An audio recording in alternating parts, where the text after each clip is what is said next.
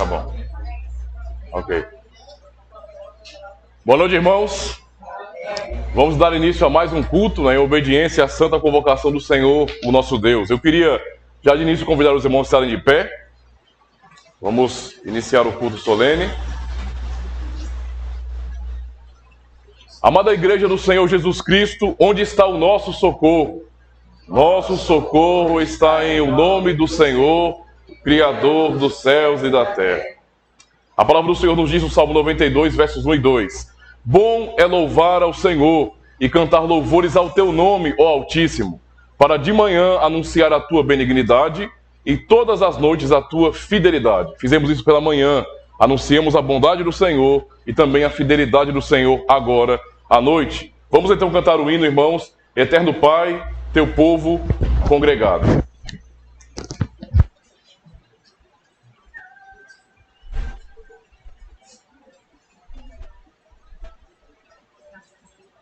Cantemos então, Eterno Pai, teu povo congregado.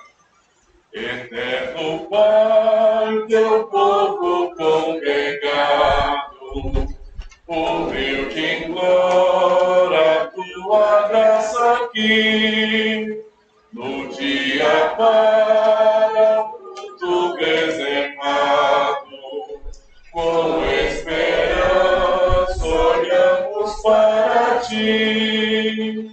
Deus Santo, livro grande, Deus cercamos, com fé singela e reverente amor, e com atentos filhos procuramos, e externa a palavra do Senhor. Jesus, aos teus benditos pés sentados, queremos teu conselho receber, e sendo por ti mesmo doutrinados, de mais em mais a santa fé crescer. Do mundo e seus encargos retirados, queremos descansar em ti, Senhor, mirando os ricos bens entesourados, na plenitude do teu vasto amor.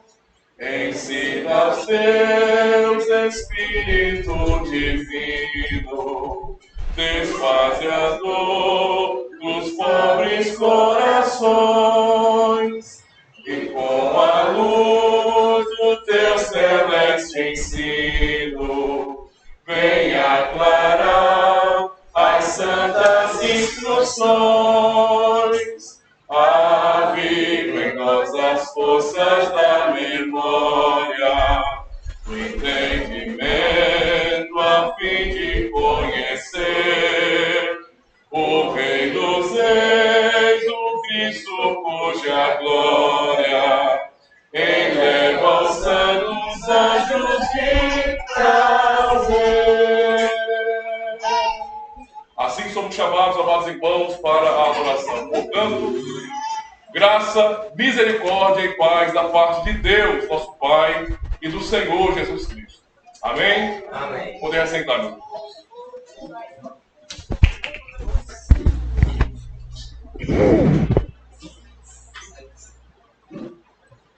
Vamos dirigir uma oração ao Senhor neste momento, irmãos. Vamos orar. Ó Senhor, nosso Pai bendito e todo-poderoso, nosso grande Deus, nós podemos já iniciar o culto solene obedecendo a tua santa convocação, que é uma manifestação da tua misericórdia em nossas vidas, pois este é o teu santo chamado, em bondade, em amor e misericórdia. E te louvamos, Senhor, por nos chamar mais uma vez, para podermos, como igreja do Senhor, reunidos, te adorar em espírito e em verdade, reconhecer quem tu és, a tua glória e majestade, nos dando o privilégio que os anjos têm nos céus, de proclamarem que tu és santo, santo, santo, e que toda a terra está cheia da tua glória. Assim recebemos também esse chamado, a santa convocação, e podemos te exaltar, ó Deus Todo-Poderoso. Obrigado por sua fidelidade, Senhor, por teu cuidado para com a tua igreja, em nos manter sempre, em nos sustentar no santo evangelho, em nos ensinar os teus caminhos e nos conduzir como um pastor faz ao seu rebanho, às suas ovelhas amadas. Obrigado, Senhor, porque temos recebido alimento espiritual, e estamos sendo fortalecidos dia após dia por causa da pregação do evangelho, da reflexão na tua palavra. Ó Deus, como isso é maravilhoso para nós, porque mostra o teu cuidado, mostra que o Senhor está guardando a tua igreja, guardando os nossos corações. Obrigado porque já te exaltamos e continuaremos a fazê-lo. E pedimos que o Senhor nos abençoe mais uma vez e que haja temor em nosso coração para que venhamos te adorar em espírito e em verdade. Muito obrigado, Senhor. É em nome de Cristo que oramos. Amém. Graças a Deus. Vamos ainda louvar a Deus, irmãos, cantando o hino, que é o Salmo 48, não é? Também conhecido como Grande é um Senhor, bem conhecido, para então louvarmos ao Senhor. Cantemos então. Grande é o Senhor e muito digno de louvor. Na cidade do nosso Deus, seu santo monte, a alegria de toda a terra.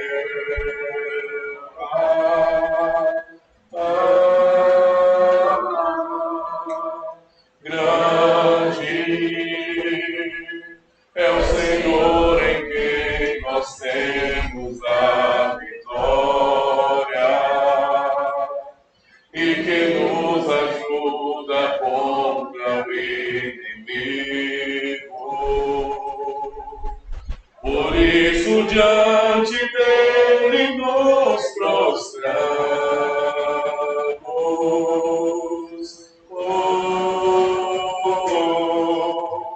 Queremos o teu nome engrandecer e agradecer-te por tua obra em nossas vidas. Confiamos em teu infinito amor, pois só tu és o Deus eterno sobre toda a terra e céu. Grande é o Senhor e muito digno de louvor. Na cidade do nosso Deus, seu santo monte, a alegria de toda a terra.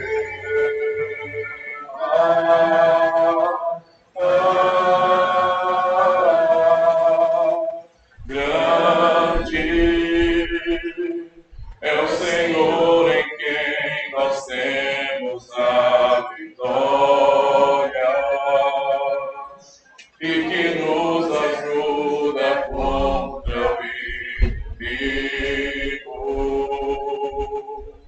Por isso diante dele nos prostramos.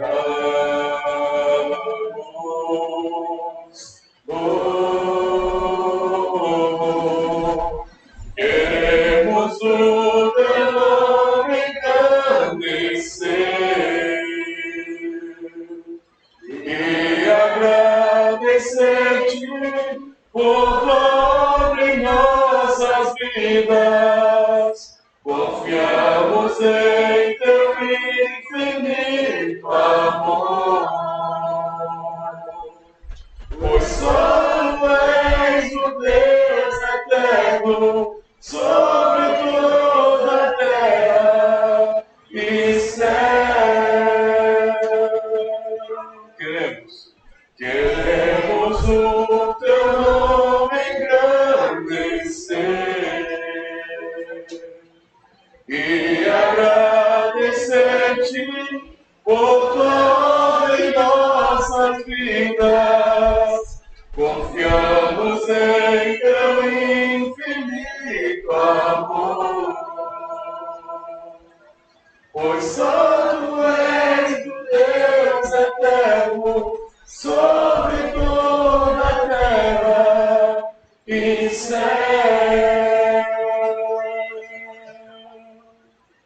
Amém. Este é um salmo maravilhoso, onde os irmãos puderem perceber, neste salmo, meus irmãos, nós falamos sobre a cidade do nosso Deus, seu santo monte. E neste salmo, então, estamos exaltando a Deus, não é, que habita nesse lugar santo, esse monte santo do Senhor. Isso tem a ver com a pregação dessa noite, não é? É justamente o céu onde Deus habita, e por isso louvamos ao Senhor que está nos céus. Meus irmãos, nós vamos orar mais uma vez e pedir a Deus que nos fale pela pregação do Evangelho. Oremos então. Ó Senhor, neste momento iremos ouvir mais uma vez a pregação do Evangelho.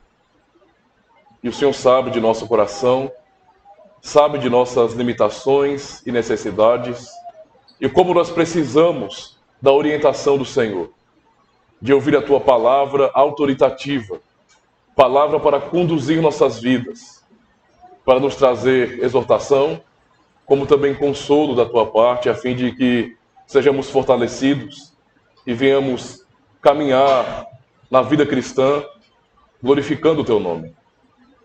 Ó Senhor, a despeito de nossas limitações, de nossas fraquezas, de nossos pecados, nós suplicamos a Ti que mais uma vez nos fale pela pregação. Nos ensine os Teus caminhos, Senhor.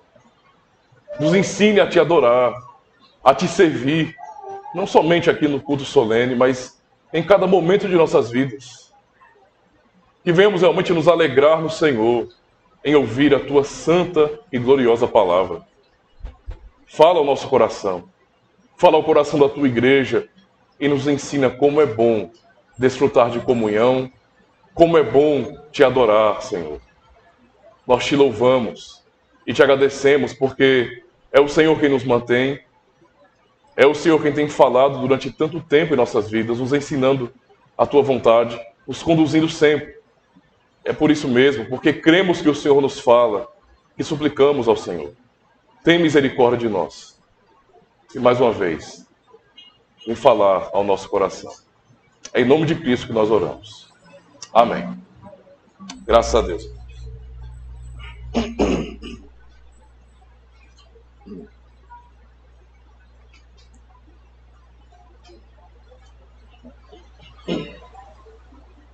Meus irmãos, vamos abrir nossas Bíblias no Salmo de número 87. Salmos 87.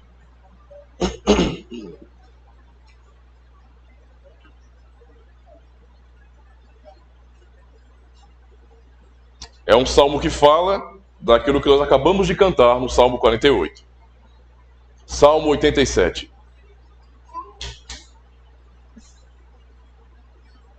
Diz assim a palavra do Senhor, meus irmãos. Ouçam com atenção. O seu fundamento está nos montes santos. O Senhor ama as portas de Sião, mais do que todas as habitações de Jacó. Gloriosas coisas se tem dito de ti, ó cidade de Deus. Farei menção de Raabe e de Babilônia, aqueles que me conhecem. Eis que da Filístia e de Tiro e da Etiópia se dirá: este homem nasceu ali. E de Sião se dirá: este e aquele homem nasceram ali, e o mesmo Altíssimo a estabelecerá. O Senhor contará na descrição dos povos que este homem nasceu ali. Assim, os cantores, como os tocadores de instrumentos, estarão lá. Todas as minhas fontes estão em ti. Este é o texto. Nós temos também um texto de Hebreus, mas esse eu vou deixar para o final do sermão, tá certo? Mas quero fazer uma leitura com os irmãos também. Pedir que os irmãos pudessem acompanhar com atenção. Eu farei uma leitura na Confissão Belga, no artigo 27. E em seguida vamos para o Dia do Senhor 21. Confissão Belga, artigo 27, que fala justamente sobre a Igreja Universal ou Católica. Diz assim, então, o artigo 27. Cremos e professamos uma única Igreja Católica ou Universal, que é a Santa Congregação e Assembleia dos verdadeiros crentes em Cristo, que aguardam a sua total salvação em Jesus Cristo, são lavados por seu sangue e são santificados e selados pelo Espírito Santo. Essa Igreja existe desde o princípio do mundo e existirá até o final, pois Cristo é Rei eterno que não pode ficar sem súditos. Essa Santa Igreja é preservada por Deus contra o furor do mundo inteiro, mesmo que por algum tempo pareça, aos olhos do homem, muito pequena e quase extinta.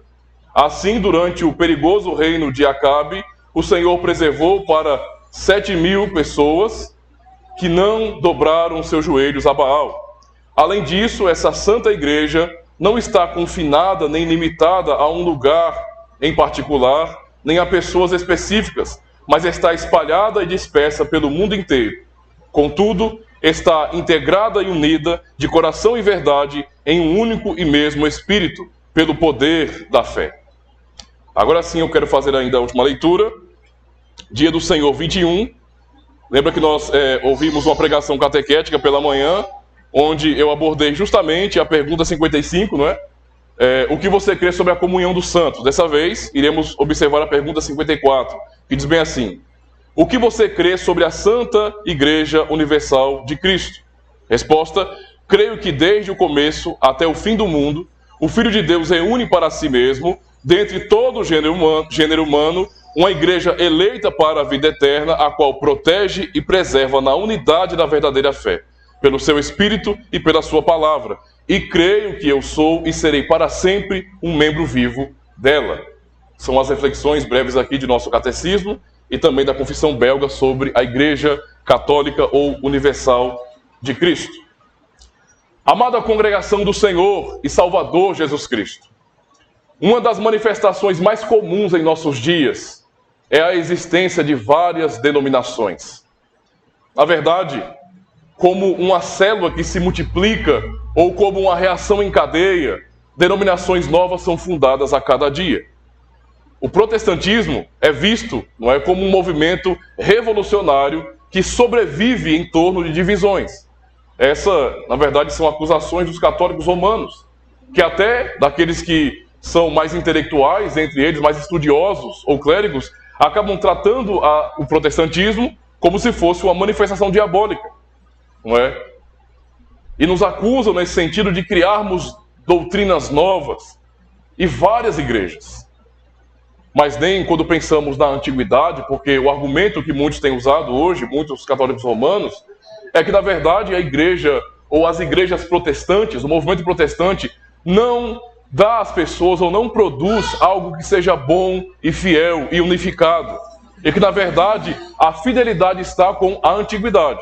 Nós precisamos retornar à antiguidade, olhar para a Igreja Católica Romana, por exemplo, olhar para toda a história e então nos apegarmos a essa instituição histórica milenar. É isso que eles dizem, muitas vezes, não é? Mas a verdade, irmãos, é que quando nós olhamos para a antiguidade, quando estudamos um pouquinho sobre a história da igreja, vamos perceber que a unidade jamais foi absoluta entre os homens, os membros da igreja. As igrejas, por exemplo, do final do primeiro século, estavam espalhadas pelo mundo antigo, tanto de fala grega como de fala latina, por exemplo, ou mesmo de fala de línguas orientais, não é? E eles estavam ali. As comunidades cristãs que se espalharam pela pregação dos apóstolos e dos discípulos dos apóstolos estavam bem fundamentadas nesse sentido em várias localidades do mundo antigo. E então elas cresceram, elas se juntaram em cidades específicas, cidades grandes, e formaram, não é, patriarcados. Patriarcados são aqueles grupos, não é, numerosos de comunidades cristãs antigas. Então, lá na antiguidade, finalzinho do primeiro século, não é como muitas vezes ouvimos em nosso contexto ocidental, que há uma igreja que se mantém desde aquele período até aqui. Isso não é verdade. A história nos mostra um contexto completamente diferente. Na verdade, no primeiro século havia várias comunidades. E nós já vimos isso na própria Bíblia. A Escritura nos mostra a igreja que estava em Coríntios, a igreja que estava em Roma, a igreja que estava em Colossos, em Filipos e várias cidades. E não somente naquele mundo greco-romano, mas também no próprio Oriente. Pensamos então em 5 patriarcados ou 5 grupos de igrejas antigas daquele período, do início. E são eles, não é? Os 5 patriarcados. Nós podemos pensar, por exemplo, no patriarcado que estava em Alexandria, no Egito, no patriarcado que estava em Jerusalém, a primeira igreja, em Antioquia também, a segunda igreja, em Constantinopla, não é? E também naquele contexto geral do mundo antigo, não é? Roma, Alexandria, Jerusalém, Constantinopla, não é? Todos aqueles lugares ali, nós temos o relato de várias comunidades cristãs. E, na verdade, aquelas comunidades antigas permanecem hoje no contexto do Oriente e nós, no Ocidente, temos pouco conhecimento sobre eles. Então, é importante compreender que, por mais que aqueles patriarcados estivessem tentando se manter fiéis e unidos, todavia, eles tinham opiniões diferentes. E o bispo de Roma, na época, ou a igreja que estava em Roma, reivindicou que o seu bispo fosse o bispo, não é, superior aos demais. Eles reivindicaram a primazia do seu bispo e, portanto, da própria igreja de Roma sobre as demais igrejas. Os demais patriarcados rejeitaram essa ideia. Eles acabaram deixando de lado isso e não aceitaram de jeito nenhum, entendendo que a ideia do papismo seria uma heresia. Esse foi o debate que aconteceu, não é, lá no início. E então eles foram discordando e se rejeitando até que chegaram no ano 1054, quando aconteceu aquilo que nós conhecemos em história como sendo o grande cisma da igreja. Foi o cisma do Oriente com o Ocidente. As igrejas, então, do Oriente, elas não aceitaram a proposta e a reivindicação do Ocidente, no caso de Roma. E então Roma ficou separada dos patriarcados antigos. Então, quando alguém fala bem assim, olha, protestante, na verdade, a Igreja Católica Romana é a igreja que Cristo deixou aqui na Terra. É a primeira e única igreja de Cristo. Isso eu posso dizer para os irmãos, tá? Não é verdade. Isso não é verdade. Há igrejas, que são ortodoxas, católicas ortodoxas, daquele período, ainda hoje remanescente da igreja de Antioquia, no mundo oriental. Então há comunidades tão antigas como a igreja de Roma, por exemplo. Infelizmente, irmãos, esse cisma aconteceu, muitos problemas vieram sobre a igreja, e isso é uma prova histórica de que a igreja, ela tem problemas. Eu falo igreja como um todo. Nós temos problemas. Nós temos dificuldade de manter unidade nesse sentido. Mais tarde, no século XVI, acontece outro grande cisma. Então, veja, geralmente se pensa muito sobre a reforma protestante, mas antes da grande reforma no século XVI, lá em 1054, um grande cisma aconteceu, uma grande ruptura. No século XVI, então, por conta de opiniões distintas também, há um outro cisma, na igreja, ou seja, uma outra divisão. E a partir dessa divisão que nós temos, denominações surgindo.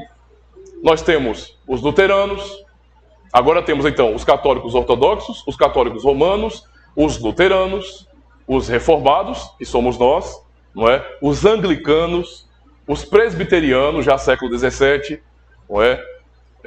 os batistas, os congregacionais, e um pouco mais recente, bem recente mesmo, os pentecostais, os neopentecostais e várias ramificações de comunidades cristãs. A pergunta que eu tenho que fazer para os irmãos dessa introdução é: diante de tanta confusão e de tantas denominações, nós podemos nos questionar: o que é a Igreja de Cristo, afinal de contas? Qual é a Igreja de Cristo? Que igreja é essa? Por que há tanta divisão? Há tanta confusão? Temos que refletir então sobre esse assunto, porque aquilo que vemos em nosso catecismo e também na Confissão Belga nos ensina exatamente o que é a Igreja de Cristo. E temos que entender a sua natureza. Eu quero resumir então o sermão dessa noite no seguinte tema: a gloriosa natureza da Igreja do Senhor Jesus Cristo. Vamos ver isso em 3 partes. Primeiro, vamos aprender que a Igreja, é a santa congregação dos filhos de Deus. Em segundo lugar, iremos aprender que a Igreja, ela é única, católica e apostólica, e vamos entender o que isso significa. E por fim, irmãos, eu tenho que dizer algo que pode parecer um pouco duro para quem não estudou sobre isso ainda. Fora da igreja não há salvação. Mas eu vou explicar o que isso significa. Então vamos ter calma, tá certo? Vamos chegar lá. Primeira parte então. A igreja é a santa congregação dos filhos de Deus. Como lemos no Salmo 87, meus irmãos, o Senhor como foi dito, ama as portas de Sião. Essa expressão que o salmista faz ali, ela é muito significativa para nós. Quando ele fala o Senhor ama as portas de Sião, muito mais do que todas as habitações de Jacó, ele está dizendo que Deus, pensando lá em Israel do passado, não é? Ele tinha muito mais prazer em ver o seu povo reunido. Ele fala sobre portas de Sião como referência a Jerusalém, porque Jerusalém era o local onde todo o povo de Deus se reunia para o culto. Todo mundo saía de suas cidades, não é? De suas províncias, e se dirigiam a Jerusalém nas festas anuais para adorar ao Senhor. Assim era o culto na Antiga Aliança. E Deus está dizendo bem assim, ora, o Senhor ama muito mais, não é, as portas de Sião, ou seja, aquele lugar onde o povo se reúne para culto, do que todas as habitações de Jacó. Ou seja, havia culto particular em casa, familiar? Com certeza. Mas Deus mostra aí uma preferência, não é, pelo culto solene congregacional. Isso já nos mostra algo importante. E na verdade, quando pensamos em Sião, olhamos para os salmos, lemos, aprendemos e cantamos, quando nós temos a referência de Sião, essa referência não está ligada simplesmente a Jerusalém, literalmente falando. Jerusalém não é hoje aquele lugar tão importante na história da redenção. Isso passou. Já não tem mais aquela importância. Jerusalém, na verdade, é um símbolo em toda a história da Bíblia, nesse sentido, da igreja de Deus, não é? E um símbolo do céu onde Deus habita. Nós vamos aprender sobre isso um pouco melhor quando lermos Hebreus capítulo 12. Porque a referência que o autor aos Hebreus usa com relação à igreja cristã é justamente fazendo esse paralelo entre Sião e Sinai, ou então dizendo que os cristãos chegaram finalmente a Sião. Não é? Então fala muito mais do que apenas o monte físico. Isso, para nós, então, é importante. Compreender o conceito de igreja, a natureza da igreja. E sabe por que isso é importante? Porque é muito comum no meio evangélico, não é? No meio protestante, pessoas criando conceitos como, por exemplo, eu sou a igreja. Você já ouviu alguém falar isso? Eu sou a igreja. Às vezes um desigrejado, às vezes alguém que não quer se congregar numa comunidade cristã, e diz bem assim, eu não preciso de estar numa igreja local, porque eu sou a igreja. Esse tipo de conceito, ele é falacioso, ele não é verdadeiro. Certo? Isso não faz sentido. Alguém dizer, eu pessoalmente sou a igreja, isso não tem o menor cabimento. Nós podemos dizer, nós somos a igreja, ou seja, o povo de Deus reunido é a igreja e não um indivíduo. Então não existe essa relação exclusiva de Deus e o indivíduo. É Deus e o seu povo, não é? Deus e a igreja reunida. Quando lemos em Efésios 2, por exemplo, versos 17 ao 19, ouçam com atenção. E vindo, ele evangelizou a paz a vós que estáveis longe e aos que estavam perto. Porque por ele ambos temos acesso ao Pai em um mesmo Espírito. Assim que já não sois estrangeiros nem forasteiros, mas concidadãos dos santos e da família de Deus. Então, quando observamos o que a igreja significa, o seu conceito, é a família de Deus. É a santa congregação dos filhos de Deus. É o povo do Senhor reunido. Povo que ele revela em Salmo 87, não é? Que ele prefere muito mais ver o seu povo reunido do que cada habitação, cada casa que havia em Israel. Deus tem prazer em ver o seu povo reunido para adoração. É ali que acontece o encontro pactual do Deus que nos criou, não é? E do seu povo. Em Efésios 1, por exemplo, nós demos também no verso 3 a 5, para entendermos um pouco da natureza da igreja. O apóstolo Paulo, quando fala à igreja, ele escreve a igreja de Efésios, não é? De Éfeso, ele vai falar primeiro sobre o propósito da igreja. Antes de tocar na natureza da igreja, ele fala sobre qual o propósito, com o objetivo de fortalecer aqueles irmãos, para que eles pudessem entender que a igreja tem sentido. Que a igreja não é uma seita judaica, que a igreja cristã ela não é um grupinho de pessoas que resolveram se reunir. Não, a igreja tem um propósito que é eterno, que vai além desta vida comum. E ele diz bem assim, bendito o Deus e Pai de nosso Senhor Jesus Cristo, o qual nos abençoou com todas as bênçãos espirituais nos lugares celestiais em Cristo, como também nos elegeu nele antes da fundação do mundo, para que fôssemos santos e irrepreensíveis diante dele em amor, e nos predestinou para filhos de adoção por Jesus Cristo, para si mesmo, segundo o beneplácito de sua vontade. Ou seja, quando Paulo fala essas palavras à igreja de Éfeso, ele está dando propósito à igreja. Está dizendo bem assim, olha, a existência da igreja hoje, ela tem um propósito eterno. Ela é simplesmente, não é, o cumprimento dos desígnios de Deus, feitos na eternidade. Ela não começou de maneira acidental. Não foi por uma influência de uma nova ideologia da época ou de uma nova religião, mas Deus, na eternidade, determinou a existência da igreja. É o que o Paulo está dizendo. Por isso que ele toca em termos como, por exemplo, eleição, predestinação, para falar que Deus elegeu pessoas para fazerem parte dessa igreja. A mesma coisa, irmãos, Paulo também fala em Romanos 8 e também em Romanos 9. E Pedro confirma isso ainda na sua primeira carta. Eles tratam a igreja não como um mero movimento religioso, ou como uma seita, como eu já tinha dito, mas como a congregação dos santos, a reunião do povo de Deus. E assim ele mostra que a igreja tem aquele propósito eterno revelado em sua palavra. Ou seja, um propósito que está além do tempo, está muito antes de nossa existência neste mundo, até mesmo antes da criação do mundo, porque ele elegeu, não é, antes da criação do mundo. É isso que Paulo fala aqui também, que Pedro também confirma. Basta lermos então Romanos 8, versos 29 e 30, para percebermos isso. Ouçam com atenção. Romanos 8, verso 29 diz bem assim: porque os que dantes conheceu, também os, olha a linguagem mais uma vez, predestinou. Lemos isso em Efésios 1, agora há pouco. Também os predestinou. Para quê? Para serem conformes à imagem de seu Filho, a fim de que ele seja o primogênito entre muitos irmãos. Verso 30. E aos que predestinou, a esses também chamou. E aos que chamou, a estes também justificou. E aos que o justificou, a esses também glorificou. No verso 29, vemos o propósito. Pois ele diz que predestinou para. Esse para é justamente sobre propósito. Há uma razão para isso. Há um objetivo muito claro. E ele vai deixar isso ainda mais evidente, dizendo, a fim de que sejamos nesse sentido, não é, muitos.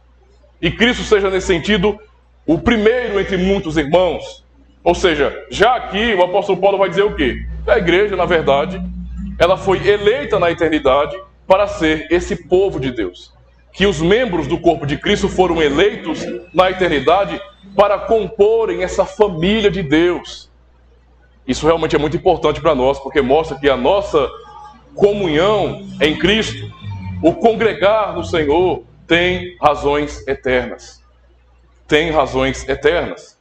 No verso 30, ele vai dizer, estes então foram eleitos para serem como Cristo, não é?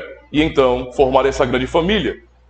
Isso realmente é algo maravilhoso sobre a natureza da igreja para nós, irmãos. Ela é a santa congregação dos eleitos de Deus. Ou seja, Deus está reunindo o seu povo, que ele escolheu na eternidade, e ele está manifestando esse povo, justamente chamando pessoas para se congregar. Então, basicamente, o trabalho de Deus, soberano sobre este mundo, não é, em chamar o seu povo, é chamar por meio do Evangelho aqueles que ele escolheu na eternidade em Jesus Cristo para servi-lo, para serem filhos de Deus por meio da fé em Jesus Cristo. Essa é a grande ideia aqui, não é? E a igreja vai sendo chamada, geração após geração. Deus sempre chamou seus filhos, Deus sempre chamou seus eleitos para se congregarem, não é? Na sua igreja. Então, essa é a natureza da igreja do Senhor. Ela é a santa congregação do povo de Deus. A segunda questão importante, a igreja de Cristo, então, essa santa congregação, ela é católica e ela é apostólica. Alguém poderia dizer bem assim, e agora? Então, pastor, sinto muito, mas não tem um nome de igreja católica ali na frente não, está escrito igreja reformada. Sendo assim, essa não pode ser igreja de Cristo. Porque o senhor está dizendo que ela é católica e apostólica, ali não está escrito nem católica nem apostólica, está escrito igreja reformada no Jacintinho. Não é? Como é que fica agora? As comunidades cristãs, evangélicas, que não têm um nome de católica. Irmãos, a catolicidade da igreja não tem a ver com o nome, é o conceito, é a natureza da igreja. Alguém pode botar um nome de igreja católica, mas o conceito não está ali. Só tem um nome, só tem um título, é só um rótulo. Não é? Mas o entendimento da catolicidade não existe. Essa expressão católica, nós temos no nosso credo niceno, no credo apostólico. Nós confessamos isso, que a igreja é única, santa, católica e apostólica. Na confissão belga aprendemos justamente assim, para relembrar os irmãos. Cremos e confessamos uma só igreja católica ou universal, que é o significado da palavra católico, não é? Ela é uma santa congregação e assembleia dos verdadeiros crentes em Cristo, que esperam toda a sua salvação de Jesus Cristo, não é? e foram lavados por seu sangue, santificados e selados pelo Espírito Santo. Mas não é só isso. Também confessamos, não é, no segundo parágrafo, que esta igreja, que é una e santa, existe desde o princípio do mundo e existirá até o fim dele. E alguém mais uma vez poderia perguntar, peraí, mas como assim a igreja existe desde o começo do mundo? A igreja não é justamente o resultado do trabalho dos discípulos de Jesus Cristo? É o que a maioria dos cristãos pensa. A maioria dos cristãos em nossos tempos, infelizmente, eles têm um entendimento de que a igreja, ela é simplesmente aquele trabalho iniciado pelos apóstolos e pelos demais discípulos do Senhor Jesus Cristo. Eles imaginam que a igreja é aquilo. E que, na verdade, o que vem antes daquele trabalho de evangelização não tem nada a ver com a igreja.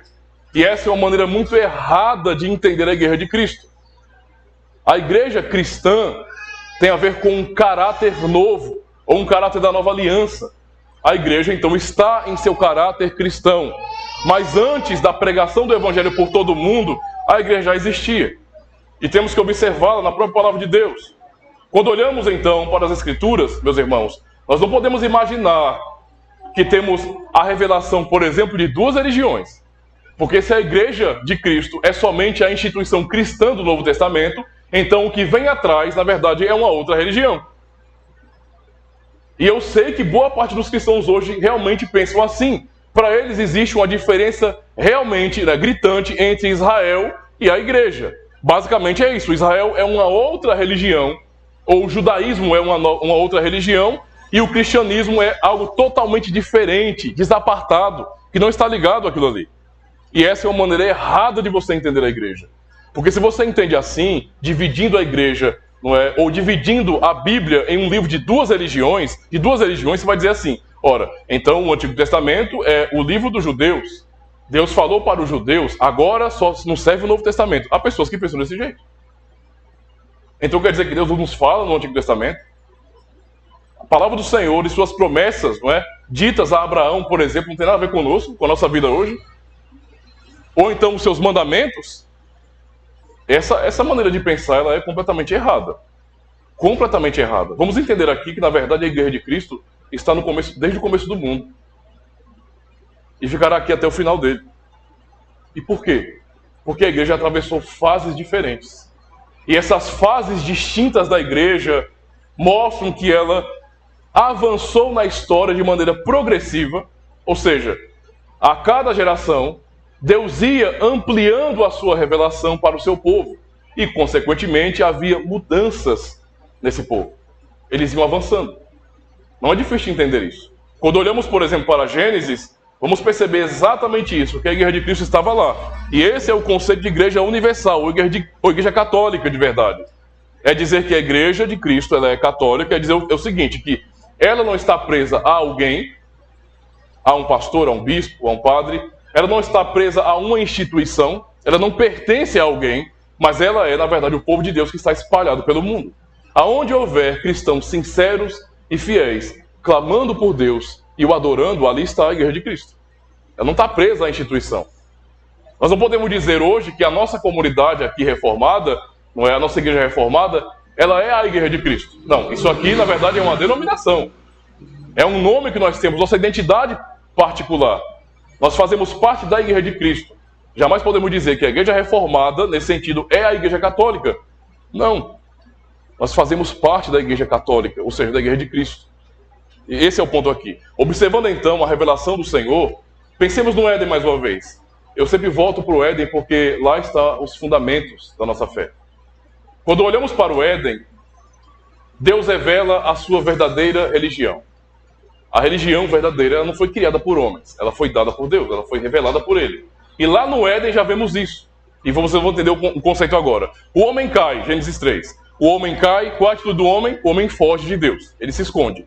Quem vai ao encontro, não é? É Deus. Deus é quem busca o homem nesse sentido.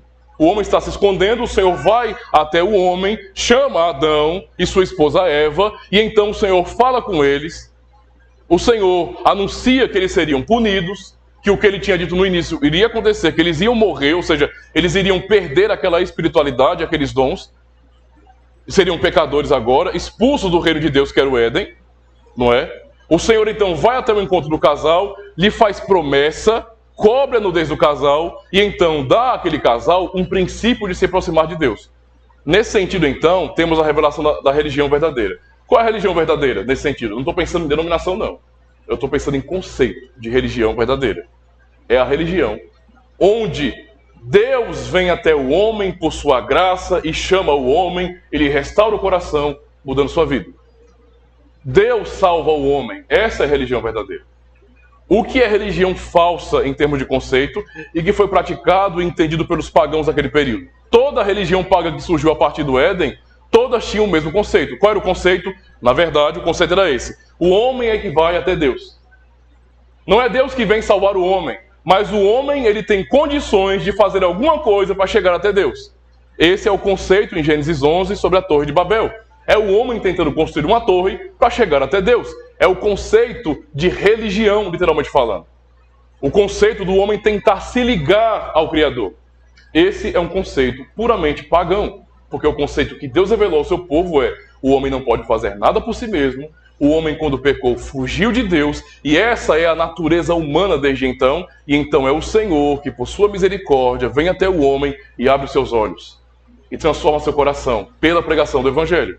Essa é a religião revelada no Éden, não é? E essa religião, ela foi transmitida por Adão a seus filhos Caim e Abel. O rebelde Caim matou seu irmão Abel justamente porque seu irmão Abel entendia isso. Ele não suportava ver Abel agindo nesse sentido em adoração a Deus e agradecendo por sua bondade.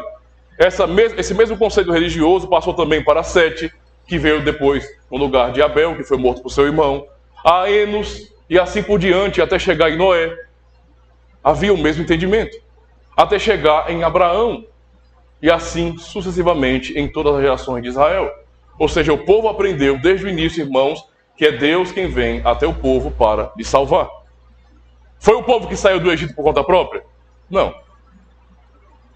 Não teve um macho, né, ali no Egito para dizer bem assim: não se preocupa não, eu vou resolver o problema. Não. Foi o Senhor que, observando o seu povo clamando e sofrendo debaixo, não é, dos terrores de Faraó, a maneira como ele humilhava o povo, escravizava, o povo gemeu, o povo chorou. Deus se lembrou de sua aliança com Abraão, Isaque e Jacó, e então ergueu, levantou Moisés para usá-lo em libertação do povo. É Deus fazendo, sempre é o Senhor.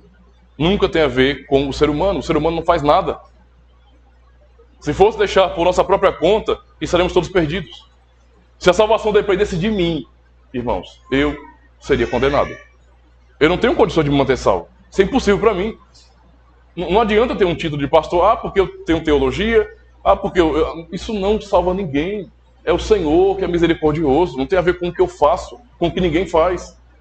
É isso que o Senhor nos ensina no Éden. Pois bem, esse conceito de religião verdadeira é justamente aquele conceito, não é, que está no povo de Deus, desde o começo. Então, basicamente, se os irmãos observarem bem, a fé que nós temos hoje em Jesus Cristo, de entender que Ele é o nosso Salvador, é a mesma fé que aqueles irmãos do passado tinham.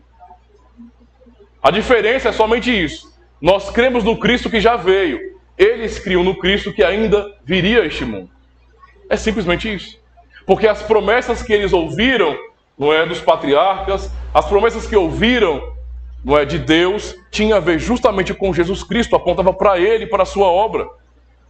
Aqui, em Gênesis 3, por exemplo, nós vemos já de cara Deus revelando o caráter universal ou católico da igreja, não é? O Senhor fala a Abraão que ele, nesse sentido, engrandeceria o seu nome, e nele, ou seja, na fé que Abraão teve, Deus abençoaria todas as famílias da terra. Percebam um conceito de catolicidade aí. Todas as famílias da terra, não somente uma família, não somente judeus, mas todas as famílias da terra. É isso o significado, não é, da Igreja Católica de Cristo. E o apóstolo Paulo interpreta isso muito bem. Em Gálatas capítulo 3, verso 8, o que o apóstolo Paulo diz? Ele fala bem assim: ora, tendo a Escritura previsto que Deus havia de justificar pela fé os gentios, anunciou primeiro o Evangelho a Abraão, dizendo: todas as nações serão benditas em ti. Ou seja, aquilo que ouvimos, meus irmãos, sobre o Evangelho, sobre a salvação do Senhor, Aqui nós temos justamente a revelação do Senhor. O apóstolo Paulo ele explicou exatamente isso, que Deus salvaria todas as nações da terra, todas as famílias da terra, e não somente um povo, uma cultura, mas todos nós. Ou seja, onde houvesse uma cultura, o Senhor também teria seus eleitos ali e salvaria esses por meio da fé. Nós sabemos como o Senhor tratou o seu povo no passado, como seu povo amado, como sua igreja. Não é? Nós vemos nos Salmos, não é? Na palavra do Senhor, no sentido de lermos a lei de Deus e percebemos exatamente como o Senhor tratou o seu povo de maneira tão carinhosa. No verso 5, lemos bem assim, do Salmo 87. E de Sião se dirá, este e aquele homem nasceram ali, e o mesmo Altíssimo a estabelecerá. O Senhor contará na descrição dos povos que este homem nasceu ali, e assim os cantores, como os tocadores de instrumentos, estarão lá. Todas as minhas fontes estão em ti. Ou seja, essas palavras nos mostram exatamente, meus irmãos, como Deus tratava o seu povo no passado, como a sua igreja.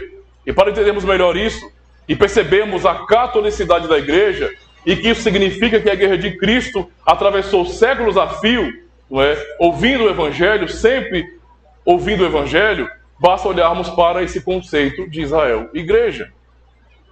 Israel é a igreja do Senhor, e a igreja do Senhor é o Israel de Deus.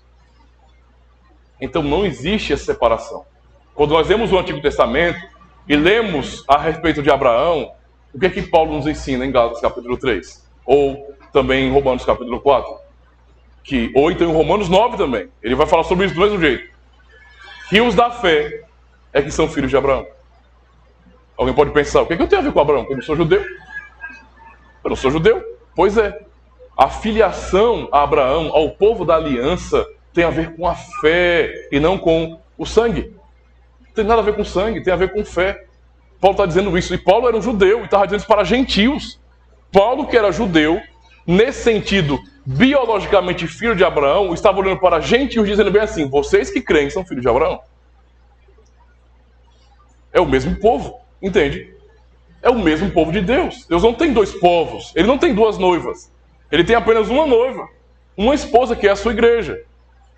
E isso pensando tanto no Antigo Testamento como em Novo Testamento. Alguém poderia pensar então, mas pastor, eu vejo tanta diferença entre Israel e a igreja hoje. Tanta diferença, pastor. Olha, eles lá circuncidam seus filhos, né, os menininhos de 8 dias de idade. Pastor, lá eles celebram a Páscoa. Embora aqui na nossa cultura ocidental, o pessoal faz uma Páscoa com coelho. Tem a ver coelho com Páscoa, eu não entendo, mas tudo bem. Né? Uma Páscoa, literalmente, tinha que ser um carne de bode, tem que ser um cordeiro, carne assada, churrasco. Isso é Páscoa, de acordo com a Bíblia, não? Coelhos, né? E nem ovo de chocolate, mas tudo bem, tudo bem. O ponto é, eles celebram a Páscoa, eles têm festas, não é, no templo. Nós não temos um templo feito por mãos humanas, é um salão que nós alugamos para nos reunir. Aqui não tem nada de ouro, não é? Não tem um sacerdote, eu não sou um sacerdote, eu sou um pregador do Evangelho. Então, não é muito diferente para o senhor dizer que é a mesma coisa. De fato, há diferenças, mas as diferenças são meramente externas. E eu vou explicar para os irmãos entenderem por que há tanta distinção externa entre Israel no passado e a igreja hoje. Basta os irmãos pensarem em um simples exemplo. Os irmãos, quando observam bem uma borboleta, não é? Os irmãos sabem muito bem como a borboleta é bela, como ela é bonita, graciosa. Mas ela já começa assim tão graciosa. Pode pegar cadeiras aí, irmãos, viu? Esperar.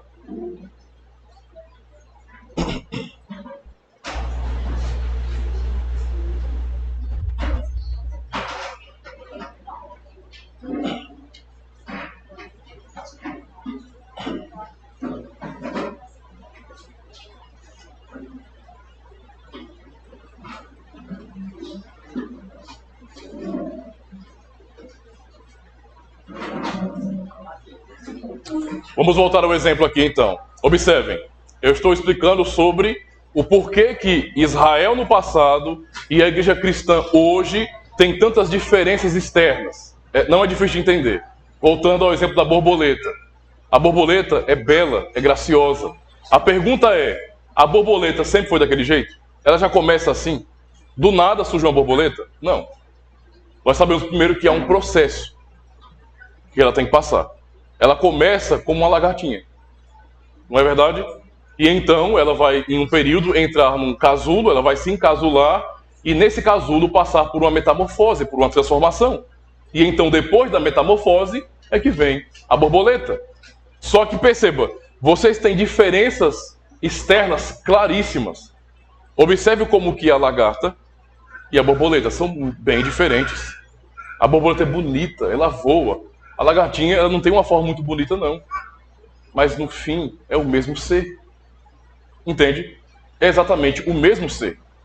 Houve uma mudança externa, uma transformação, mas o ser é exatamente o mesmo.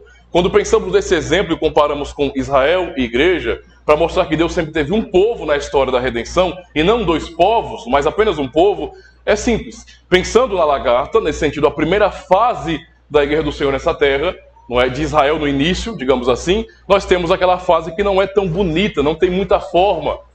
É aquela fase da lagartinha, onde você não tinha um povo ainda organizado. O que você tinha, famílias pactuais. Aí podemos pensar, no início, nas famílias pactuais. Nós temos Adão, no início, como eu já tinha dito, Abel, Sete, Enós, não é?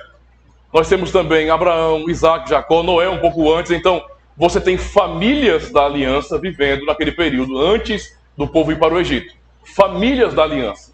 Aquelas famílias da aliança já eram a igreja. Deus preservou uma geração desde o início que servia a ele. Havia um povo totalmente diferente. Os povos que estavam separados do povo de Deus adoravam outros deuses. Não serviam ao Deus de Israel ou ao Senhor Criador. Não. Mas havia algumas famílias iniciais que eram preservadas no conhecimento da fé verdadeira. Essas famílias foram crescendo até chegarmos ao tempo, não é, em que Deus chama Abraão e por meio de Abraão faz uma grande família, uma grande nação. E então essa lagartinha, não é, ou a igreja do Senhor, ela vai entrar numa nova fase. E perceba, quando ela entra numa nova fase, a sua aparência muda. Você está vendo uma lagartinha agora. Quando ela entra num casulo, mudou. Fisicamente está tudo diferente agora. A igreja então entra nesse casulo que nós chamamos de lei. Quando Deus, nós podemos aprender sobre isso em Gálatas capítulo 3, quando o Senhor chama Moisés e entrega a sua lei, seus mandamentos ao povo, ele estava ali justamente colocando o seu povo nesse sentido, nesse casulo, ou seja, colocando limitações para uma igreja que ainda estava em uma fase imatura. Aquele povo teria que aprender como adorar a Deus, se diferenciar dos povos pagãos, ou seja, era um período onde a igreja estava encasulada. Era uma igreja menina. Gálatas 3 vai falar sobre a questão do aio. A lei nos foi dada como aio para nos guiar até Jesus Cristo. Então a igreja, nesse sentido, atravessou esse período onde ela estava encasulada, estava com a lei rigorosa, cobrando o tempo todo, como um pai faz aos seus filhos, que não tem maturidade para fazer o seu próprio caminho. Quando passa essa fase, meus irmãos, essa fase do casulo, o que acontece? A igreja finalmente chega na sua maturidade, vira borboleta. Esse é o ponto. Ou seja, temos aparências diferentes, manifestações externas diferentes da igreja, mas no fim é a mesma igreja. É o mesmo povo de Deus atravessando as gerações. Esse é o ponto. Deus tem um único povo em toda a história da redenção. Um único povo. Não são dois povos de Deus, é um povo só. Não é? Essa é a sua igreja. Israel, então, não é diferente da igreja ou a igreja de Israel. A igreja, ou Israel, é a igreja, e a igreja é o Israel de Deus. Esse é o ponto central na história da aliança, na história da redenção. Não é? Assim a igreja foi avançando os séculos e foi crescendo, se manifestando e chegando à sua fase madura. É por isso, os irmãos entenderem na prática o que significa esse avanço da igreja na história, basta você entender. Olhe para o tabernáculo, lembre o tabernáculo e como o povo do Senhor adorava ele naquele momento. Tudo no tabernáculo era didático, era para ensinar o povo sobre Cristo, sobre a obra de Cristo, sobre o Cordeiro de Deus que tirou o pecado do mundo. Simplesmente isso. Mas quando o Cristo vem, o próprio Cordeiro está ali, o que ele vai dizer? João capítulo 4, a mulher que estava em Samaria, sobre a adoração em espírito e em verdade. Ou seja, não vai ser no monte, E nem vai ser no templo. É uma adoração em espírito e em verdade, ou seja, apontando já para esse avanço da igreja, essa maturidade da igreja, onde ela não precisa mais de tantas formas assim, de tantas regras assim. Nós temos uma ética, nós temos a lei do Senhor, mas nós não temos tantas regras como havia no tempo dos israelitas ali. No templo, eles tinham regras para tudo. Pensasse um culto em Israel, na antiga aliança, além de eles saírem de suas casas longe, não é? E se dirigirem todos para Jerusalém, para ali oferecerem sacrifício ao Senhor, eles tinham ordens nesse sentido de Deus, para o tipo de sacrifício, o tipo de animal, a idade do animal, a cor do animal, eles tinham regras para tudo. E se alguém desobedecesse a mínima regra que fosse, seria fulminado. Vemos o exemplo de Nadab e Abiú. Mas quando chega nessa fase madura da igreja, você não tem mais tantos impedimentos, tantas regras, nós não estamos mais encasulados pela lei. É como você pensar no seu filho. Você ensina seu filho, não é? E o pai que está cuidando de seu filho vai dizer o tempo todo para o filho: meu filho, não pode isso, não pode aquilo, isso pode, aquilo não pode. Mas imagine um pai falando isso com um filho adulto. Faz sentido? Não faz. O filho adulto já aprendeu. Ele tem maturidade para aplicar os princípios que o pai já ensinou. Ou seja, não precisa ficar dizendo para um filho adulto, casado, não pode, não pode, não pode. Porque ele já sabe o que deve fazer, ele já aprendeu. A Igreja de Cristo então chegou a essa maturidade. Ela chegou justamente, não é, a essa maturidade em ter um formato belo, que tenha sentido, não é, para desfrutar a vontade de Deus e para se manifestar nesse mundo como a Igreja do Senhor. Esse é o ponto aqui, irmãos. Esta então é a Igreja, não é, que é santa, única, católica e apostólica. É isso que a Igreja de Cristo é a sua natureza. Temos que lembrar sempre disso. O nome católico romano, não é que é diferente do que nós temos, mas o conceito de catolicidade é da igreja. Ou seja, todo cristão genuíno é um cristão católico. Não tem como negar isso aí. Católico é isso que eu acabei de explicar, e não a Igreja Católica Romana ou a Igreja Ortodoxa. Tem nada a ver com isso. Católico é aquele cristão que pertence à única Igreja de Cristo. Não estou falando de denominações, isso não tem nada a ver. Denominações, isso aí são particularidades. O ponto é, não importa as denominações em si, Deus tem seu povo espalhado por todo o mundo. Entende? Nós temos irmãos de outras comunidades cristãs. Chamamos de irmãos por conta disso, porque entendemos que há uma igreja só, e não várias igrejas. Certo? Essa igreja, então, ela é católica e ela é apostólica. O texto da palavra do Senhor nos ensina, Efésios capítulo 2, versos 19 a 21, o que nos é dito. Assim que já não sois estrangeiros, nem forasteiros, mas concidadãos dos santos e da família de Deus, edificados sobre o fundamento dos apóstolos e dos profetas, do qual Cristo é a principal pedra de esquina, no qual todo edifício bem ajustado cresce para o templo santo do Senhor. Ou seja, a Igreja de Cristo ela é católica e ela é apostólica. Por que apostólica? Porque o fundamento de sua doutrina são os apóstolos. Se uma comunidade cristã ou um cristão diz bem assim: sou um cristão, mas eu creio em novas doutrinas, não naquilo que está na Escritura revelado, não é? A doutrina apostólica. Então esse não é cristão de verdade e nem faz parte da única Igreja de Cristo. Se a pessoa nega, por exemplo, não é Pai, Filho e Espírito Santo, eu não creio na Trindade, você não é cristão. Isso é uma peculiaridade dos cristãos. Nós cristãos, não é, que fazemos parte de uma igreja que é católica e apostólica, confessamos Pai, Filho e Espírito Santo como Deus. Nosso Deus é triuno. Esse é o ponto central aqui. Se alguém nega isso, não é cristão, não é? E não somente isso, a igreja, não é, que é católica e apostólica, que é única, é o corpo de Cristo. Ainda é mais um conceito sobre a natureza da igreja. Efésios 1, verso 22, é dito: e sujeitou todas as coisas aos seus pés, e sobre todas as coisas o constituiu como cabeça da igreja, que é o seu corpo, a plenitude daquele que cumpre tudo em todos. A igreja, então, é o corpo de Cristo. Agora, chega aquela parte final, que é a parte dura que eu falei do início. Que eu falei que se a pessoa não está acostumada com os termos católico e apostólico, e imagina que esses termos pertencem à igreja de Roma, pode se espantar com essa frase, que eu vou afirmar agora, que fora da igreja não há salvação. Aí uma pessoa ouviu um pastor protestante falando uma coisa dessa: misericórdia, pastor, como é que você fala um negócio desse, que fora da igreja não há salvação? Porque a pessoa está acostumada a entender que igreja é uma instituição. Então é como se eu estivesse dizendo bem assim: fora desta comunidade aqui não há salvação. E não é isso que eu estou dizendo. Ninguém tem que estar aqui para ser salvo. Nessa instituição. Nossa denominação não salva ninguém. É Cristo quem salva. Entende a situação? E tem gente que tem essa mentalidade de achar que a sua denominação não é a denominação que salva as pessoas. E nenhuma comunidade cristã salva ninguém neste mundo. Cristo é o Salvador e não a instituição chamada igreja. Então, o que eu quero dizer com isso, irmãos? Que fora da igreja não há salvação. Que existe um sola da reforma protestante que boa parte dos cristãos não conhecem hoje. Estamos acostumados a pensar naqueles 5 solas da reforma, não é? Pensamos, não é, em sola escritura, é um conceito forte para nós como reformados, solos Christus, sola gratia, não é? Sola fide, soli deu glória, mas há um sola que as pessoas não falam, não comentam e que é real e que está em nossas confissões desde o século XVI, sola ecclesia. E as pessoas não falam sobre esse sola ecclesia, isto é, sola igreja, porque pensam bem assim: se eu disser que fora da guerra não há salvação, então eu estou dizendo que a instituição salva. Esse pode ser um conceito católico romano, não é nosso. Nós não estamos pensando em instituição que salva.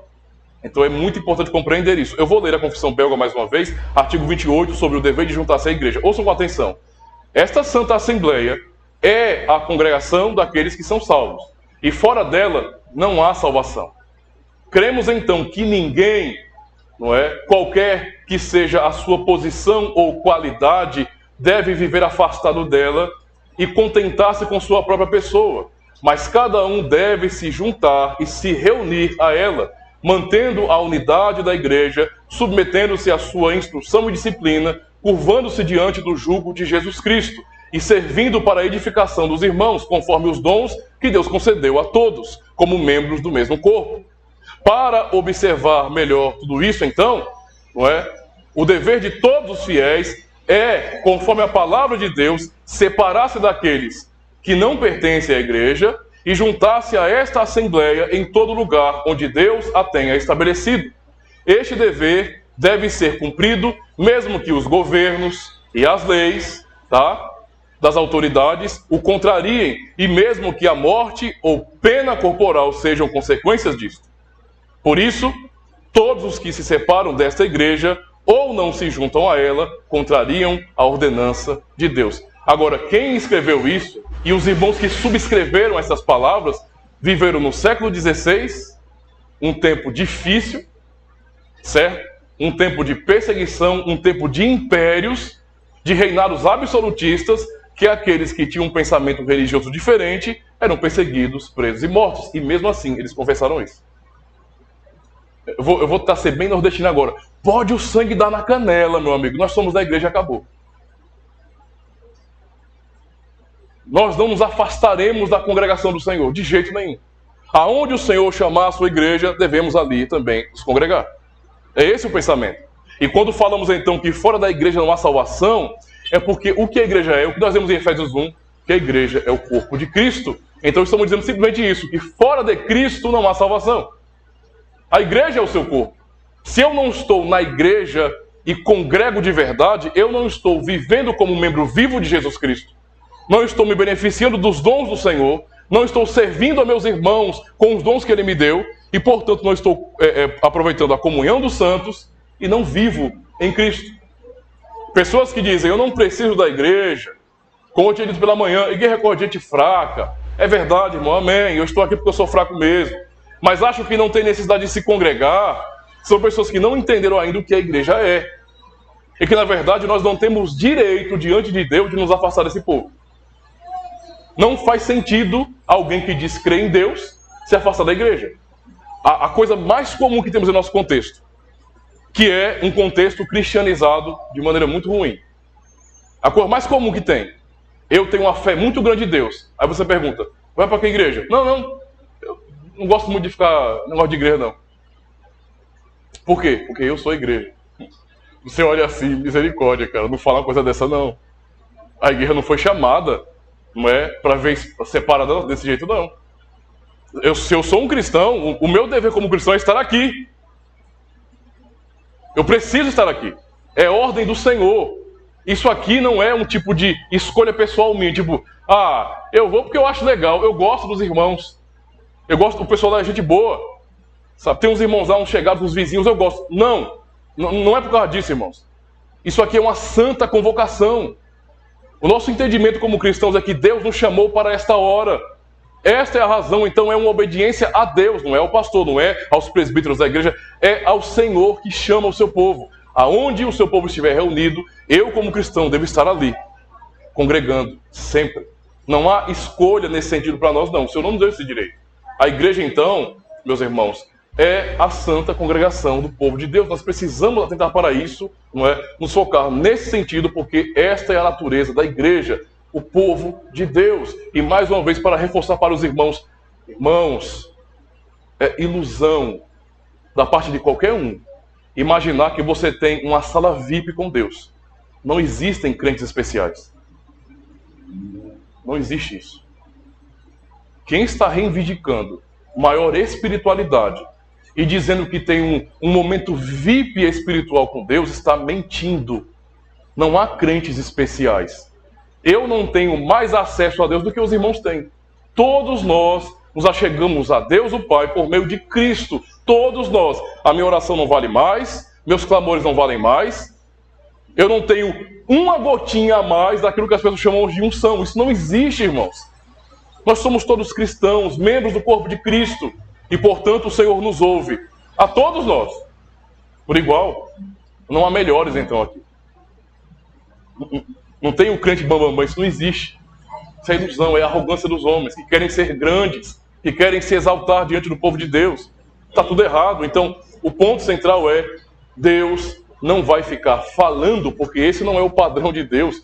O Senhor sempre tratou com o seu povo. Leia de Gênesis e Apocalipse e você vai perceber que tudo o que tem a ver com a história da redenção é Deus falando com o seu povo. Deus falando com o seu povo. Cristo vem a esse mundo e ele reúne discípulos, reúne apóstolos, ordena a comunhão para eles, porque Deus fala com o seu povo. Você não vai ver de forma nenhuma a Escritura apoiando ou ensinando que você pode ter um relacionamento, não é, solo com Deus. Eu não preciso dos irmãos, é eu e Deus e nada mais. Isso não existe. Deus fala com o seu povo. Se alguém está dizendo, olha, eu não vou para a igreja não, vou não para a igreja não, esse negócio comigo de igreja não dá certo, eu fico lá em casa mesmo e Deus está falando no meu coração, você está sendo enganado. Tome cuidado para não estar sendo enganado pelo diabo nesse sentido. Deus fala com o seu povo. É aqui que ele reúne o seu povo e por meio da palavra pregada com fidelidade, ele testemunha o nosso coração. Ele nos ensina quem nós somos. Ele reaviva nesse sentido a chama em nosso coração, o seu santo chamado, para entendermos que somos povo do Senhor, povo da aliança. Não há carreira solo com Deus nesse sentido, meus irmãos. Agora sim, entendendo isso, nós vamos partir para a conclusão, justamente lendo o texto de Hebreus, capítulo 12. Vocês vão ouvir com atenção.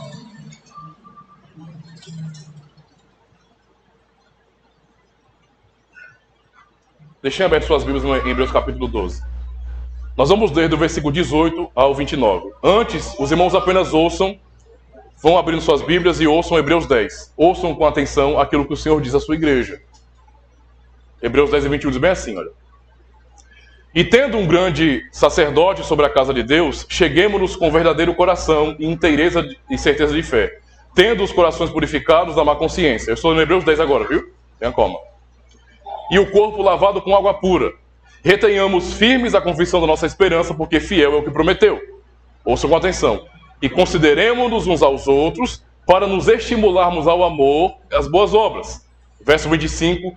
Não deixando a nossa mútua congregação, como é costume de alguns. Antes, admoestando-nos uns aos outros, e tanto mais quanto vedes que se vai aproximando aquele dia. É ordem do Senhor que nós não venhamos deixar a congregação. Tá? Agora sim. Observe bem. Hebreus 12, verso 18. Diz bem assim. Ouçam com atenção. Porque não chegastes ao monte palpável, aceso com fogo, e à escuridão, e às trevas, e à tempestade. E ao sonido da trombeta, e à voz das palavras, a qual os que a ouviram pediram que se lhes não falasse mais, porque não podiam suportar o que se lhes mandava. Se até um animal tocar o monte, será apedrejado ou passado com um dardo. Observemos, e tão terrível era a visão que Moisés disse: estou todo assombrado e tremendo. Segura aí. Essa descrição que nós temos aqui é justamente o autor aos Hebreus citando Êxodo capítulo 20, quando o povo acabou de receber os 10 mandamentos e estava contemplando Deus se manifestando no monte. Como é que o povo ficou? Apavorado, com medo de morrer. Porque eles disseram: Moisés, fala-nos tu e não nos fale Deus, para que não morramos. Aqui o autor está citando exatamente essa situação do povo apavorado diante da glória de Deus, o seu poder manifesto no monte Sinai, falando ao seu povo. Eles não queriam ouvir por medo de morrer. Agora, observe o que ele vai dizer sobre a igreja cristã, não é? Verso 22.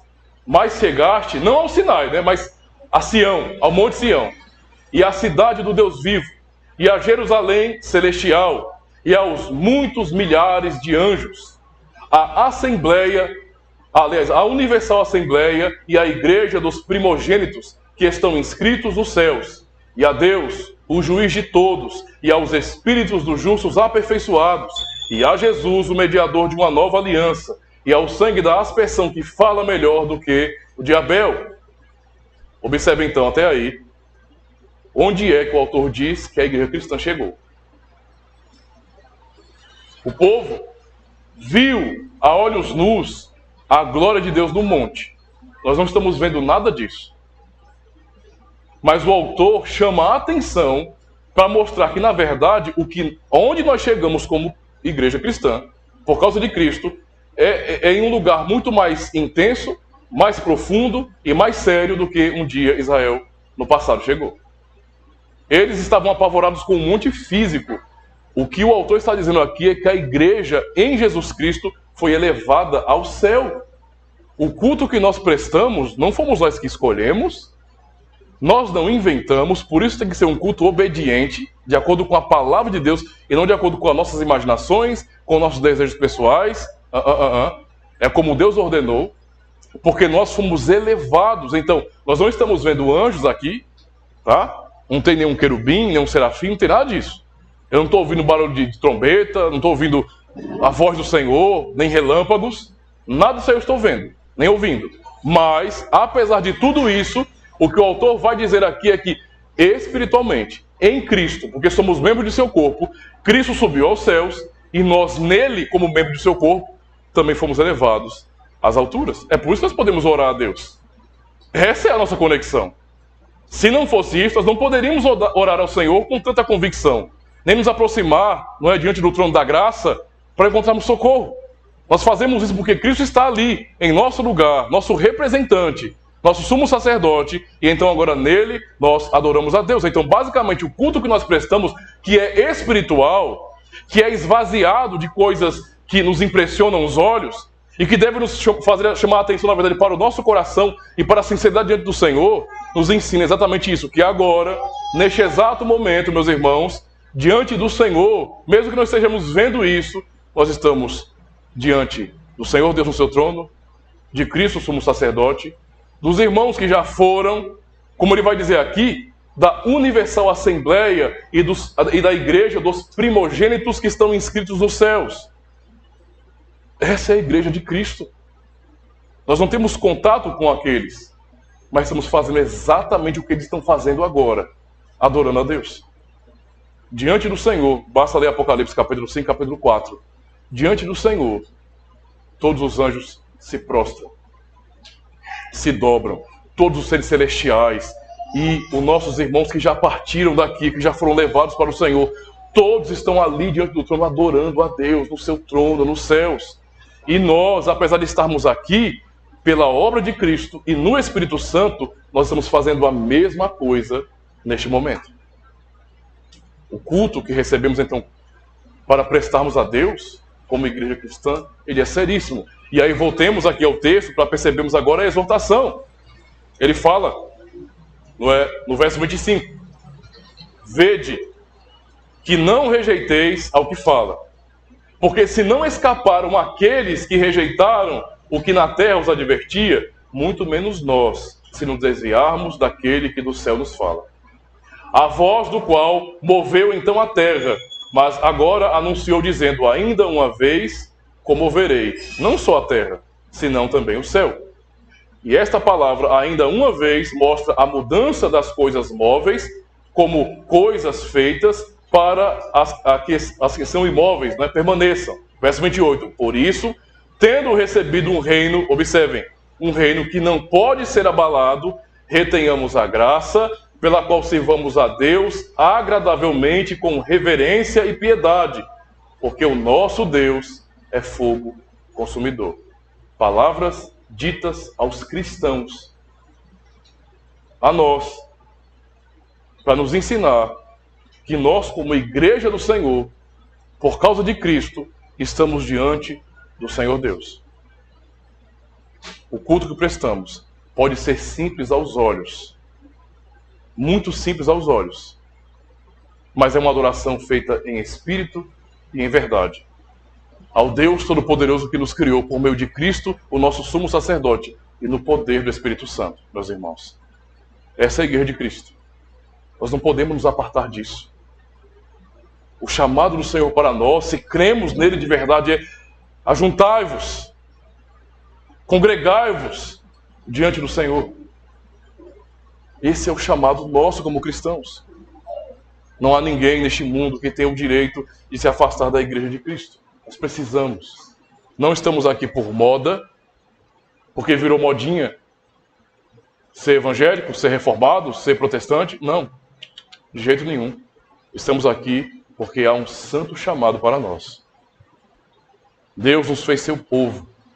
Nós somos, não somente em nossa comunidade, não somente da igreja reformada, mas espalhados pelo mundo inteiro, está o povo de Deus, a sua igreja. E apesar da distância cultural, distância não é realmente física, todavia, todos que neste mundo invocam em verdade o nome do Senhor são membros de um só corpo. Nós não os conhecemos, nós não sabemos quem eles são, mas o fato é, porque eles estão em Cristo, estão unidos conosco. Um dia essas barreiras físicas serão tiradas de nós e veremos toda a igreja católica, apostólica do Senhor Jesus Cristo. Vemos então compreender o que significa em nossas vidas, para compreender então o santo chamado que recebemos do Senhor gracioso. Deus chamou um povo neste mundo. E confesse de todo o seu coração, porque se você crer de todo o seu coração no Senhor Jesus Cristo, você faz parte desse povo, chamado, guardado, protegido e redimido pelo Senhor. Amém? Graças a Deus, meus irmãos. Vamos responder a Deus cantando o Salmo 85, que fala justamente sobre a graça do Senhor Deus, sobre clamores ao Senhor.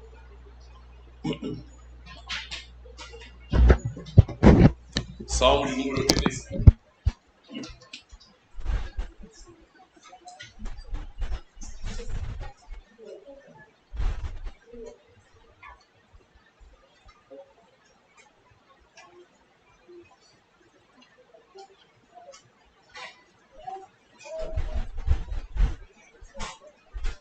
Vamos então cantar Salmo 85, meus irmãos. Cantemos então. Favoreceste a tua terra, Deus, e restauraste as posses de Jacó. Teu povo perdoaste do mal, cobrindo a multidão do seu pecado, e bom tiveste todo o teu furor. Ó Deus, tu és a nossa salvação. De sobre nós retira o teu furor.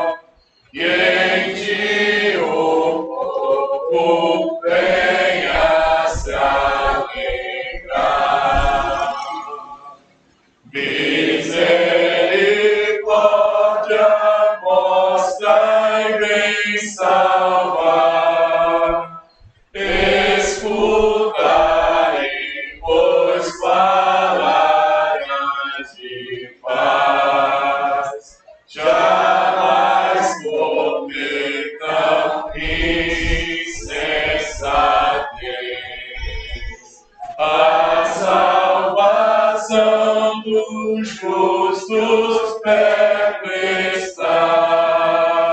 Sim, tua salvação bem perpestar, pra que tua glória se estabeleça, ó Deus. Verdade e graça vieram se encontrar, deixaram-se a justiça e a paz. Do céu justiça abaixo olhar. Verdade sim da terra vem brotar, e fruto bom da terra Deus dará. Pegada justa senda se fará. Graças a Deus, irmãos. Como cantamos nessa última estrofe, verdade e graça vieram se encontrar, beijaram-se a justiça e a paz. Onde foi que a verdade e a graça se encontraram? Onde foi que a justiça e a paz se beijaram? Justamente na cruz do Calvário. Quando Cristo ali morreu, não é? Nós somos justificados dos nossos pecados. Quando Ele ressuscitou, Ele nos deu a certeza disso. Pois para a nossa justificação Ele ressuscitou. Então ali, na obra do Calvário, é que temos essa verdade, não é, realmente concretizada. E essa é a nossa paz com Deus. Amém? Vamos orar ao Senhor, meus irmãos. Amado Senhor, quão maravilhoso é podermos ouvir a pregação do Evangelho e aprender mais de Ti. E podermos desfrutar com alegria a Tua santa palavra, os ensinos preciosos do Senhor. Louvamos ao Senhor por Tua bondade em nos falar. O fato do Senhor ainda manter a Tua igreja neste mundo, ainda manter a pregação fiel do Evangelho, é a demonstração de que o Senhor continua a cuidar do Teu povo, de que não fomos abandonados, largados deste mundo, mas que estamos seguros do Senhor, que podemos confiar em nosso Senhor Jesus Cristo, pois Ele é o nosso bendito Salvador, o nosso sumo sacerdote, aquele que nos faz achegar a Deus o Pai e a termos a convicção de que somos filhos pela fé em Jesus Cristo. Obrigado, Senhor, por Tua bondade. Obrigado por Teu cuidado paternal, por Tua providência em nossas vidas, por cada irmão aqui presente, por cada casal, cada jovem, cada criança, visitantes. Ó Senhor, nós Te louvamos porque o Teu nome realmente é altíssimo. Tu és o Todo-Poderoso e para nós é um privilégio maravilhoso podermos dizer que Tu és santo. Que Tu és santo, santo e que toda a terra está cheia da Tua glória. Obrigado por nos chamar, Senhor, por purificar nossas vidas em Jesus Cristo, pela obra do Espírito Santo. Suplicamos a Ti que venha nos abençoar durante mais uma semana, pois amanhã iniciaremos mais uma vez nossas batalhas, não só com trabalhos, com obrigações, mas também, Senhor, contra a nossa própria carne, pois somos pecadores. Por isso, ajuda-nos a lembrar das Tuas santas instruções, da Tua palavra, para aplicarmos em nosso coração. Nós suplicamos a Ti que nos dê forças, ó Deus, para batalharmos pela fé, para glorificarmos o Teu nome. E mais do que isso, nós suplicamos a Ti que possas encher o nosso coração de desejo sincero de estarmos mais uma vez reunidos com a Tua igreja para ouvirmos a Tua santa palavra. Nós Te louvamos e Te agradecemos em nome do Senhor e Salvador Jesus Cristo. Amém. Graças a Deus. Que maravilha, meus irmãos. Bem, neste momento nós vamos juntos então, confessar o credo apostólico. Aprendemos na pregação desta noite justamente sobre a Igreja de Cristo, que é católica e apostólica. E esse credo resume muito bem essa doutrina ou essa fé da igreja, não é? Antiga, e que nós subscrevemos hoje. Confessemos então o credo apostólico. Creio em Deus Pai Todo-Poderoso, Criador do céu e da terra. Creio em Jesus Cristo, seu único Filho, nosso Senhor, o qual foi concebido por obra do Espírito Santo, nasceu da Virgem Maria, padeceu sob o poder de Pôncio Pilatos, foi crucificado, morto e sepultado, desceu ao Hades, ressurgiu dos mortos ao terceiro dia, subiu ao céu, está sentado à direita de Deus Pai Todo-Poderoso, donde há de vir para julgar os vivos e os mortos. Creio no Espírito Santo, na Santa Igreja Universal de Cristo, na comunhão dos santos, na remissão dos pecados, na ressurreição do corpo e na vida eterna. Amém. Graças a Deus. Nós confessamos o credo apostólico e agora vamos confessar, não é, o segundo dos três credos ecumênicos, que é o credo niceno. Então vamos cantar então esse credo niceno. Cantemos então. Creio em um só Deus, Pai Todo-Poderoso, Criador do céu e da terra, de todas as coisas visíveis e invisíveis. Creio em um só Senhor, Jesus Cristo, Filho unigênito de Deus, nascido do Pai, antes de todos os séculos. Deus de Deus, luz da luz, Deus verdadeiro de Deus verdadeiro, gerado, não criado, consubstancial ao Pai. Por Ele todas as coisas foram feitas, por nós homens e para nossa salvação. Desceu do céu e se encarnou pelo Espírito Santo no seio da Virgem Maria e se fez homem. Também por nós foi crucificado sob Pôncio Pilatos, padeceu e foi sepultado.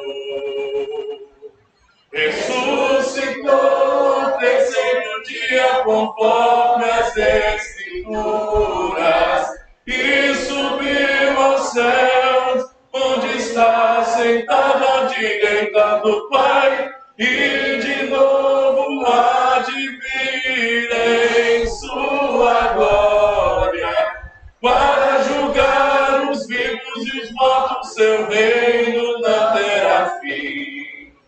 Creio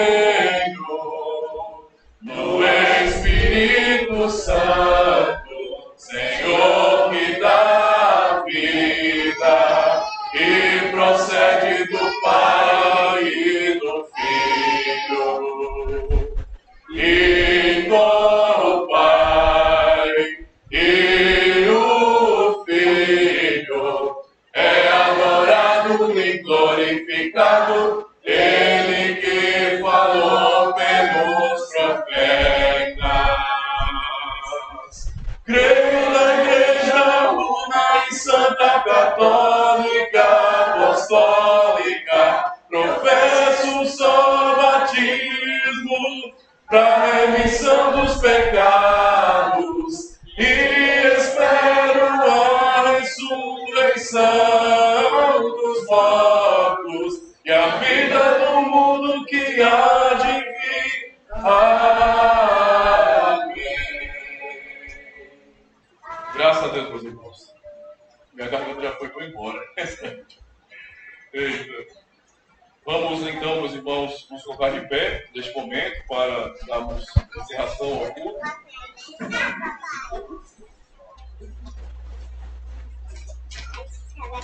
Assim o Senhor despede o seu povo. A graça do Senhor Jesus Cristo que o amor de Deus, nosso Pai, e a comunhão do Espírito Santo sejam com todos vós.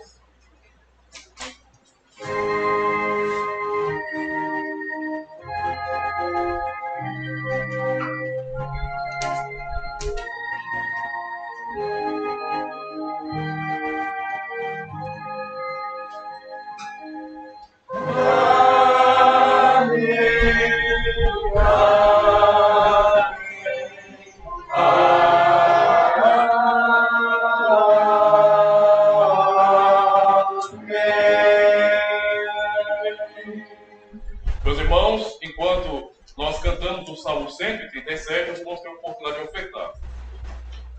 Salmo de número 137, que mostra exatamente o sentimento do povo de Deus quanto à comunhão, quanto à congregação e o amor a Jerusalém. Cantemos então. Nas margens lá dos rios da Babilônia nos assentamos, lembrando de Sião, nós choramos. Lá nos salgueiros nós penduramos todas as nossas harpas, pois nossos opressores a nós pediam canções alegres. De Sião, pois queriam ouvir os cantos, mas em terra de estranhos era impossível que minha mão direita recebe toda, se de Jerusalém eu vier esquecer, se de Jerusalém eu vier esquecer. Se eu não lembrar de ti, que minha língua ao meu paladar se apegue, se eu a Jerusalém não preferir ao regozijo. Dos filhos de Edom, lembra-te, Senhor, para seres contra, pois de Sião diziam até as bases arrasaia. Hás de ser Babilônia aniquilada, quem te der, pois, o pago será bendito. Do mal que nos fizeste, sim, grande mal.